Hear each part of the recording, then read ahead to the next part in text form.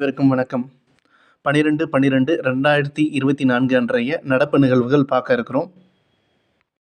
கேரள மாநிலம் வைக்கத்தில் பெரியார் நினைவக நூலக கட்டிடம் இன்று தமிழக முதல்வர் ஸ்டாலின் அவர்களால் திறக்கப்பட உள்ளது. தந்தை பெரியார் அவர்களின் ஆலய நுழைவு போராட்டத்தின் நூற்றாண்டு நிறைவையொட்டி இந்த விழா நடைபெறுகிறது. அடுத்ததாக நம்ம பார்க்க உள்ளது சூப்பர் ஆப் என்ற செயலி.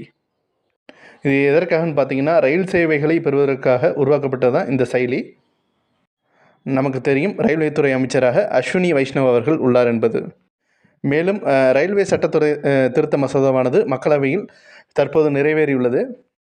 இது எதற்காகன்னு பார்த்தீங்கன்னா, ரயில்வே வாரியத்தின் செயல்பாடை மேம்படுத்துவதற்காகவும் சுதந்திரமாக இயங்குவதற்காகவும் இது உருவாக்கப்பட்டுள்ளது. அடுத்ததாக நம்ம பார்க்க உள்ளது கீதை ஜெயந்தி. டிசம்பர் 11ஆம் தேதி இது நாடு முழுவதும் அனுசரிக்கப்படுகிறது. பகவத்கீதை உபதேசம் செய்யப்பட்ட தினமாக இந்த நாள் கொண்டாடப்படுகிறது. அடுத்ததாக நம்ம பார்க்க உள்ளது பாரதியாரின் இலக்கிய படைப்புகள் தமிழ் மொழியின் பொக்கிஷம் என பிரதமர் மோடி புகழாரம் தெரிவித்துள்ளார்.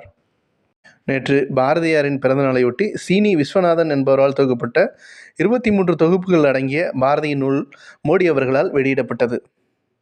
நமக்கு தெரியும், தேசிய கவிஞர் பாரதியார் அவர்கள் 1906இல் இந்தியா என்னும் இதழை துவங்கி வைத்தார். இந்த இந்திய இதழானது அரசியல் கார்ட்டூன்களை வெளியிட்ட முதல் தமிழ் செய்தித்தாளாக அறியப்படுகிறது. அடுத்ததாக நம்ம பார்க்க உள்ளது தமிழக அரசின் வைக்கம் விருது. கர்நாடக எழுத்தாளர் தேவனூரா மகாதேவா அவர்கள் தேர்ந்தெடுக்கப்பட்டுள்ளார். இந்த விருதானது 5 லட்சத்திற்கான காசோலை, பாராட்டுச் சான்றிதழ், தங்க முலாம் பூசிய பதக்கம் போன்றவற்றை அடக்கியது.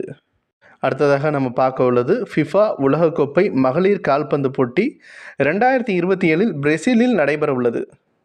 2023ஆம் ஆண்டு நடைபெற்ற போட்டியில் ஸ்பெயின் அணி வெற்றி பெற்றது என்பது நமக்கு எல்லாருக்குமே தெரியும். நன்றி.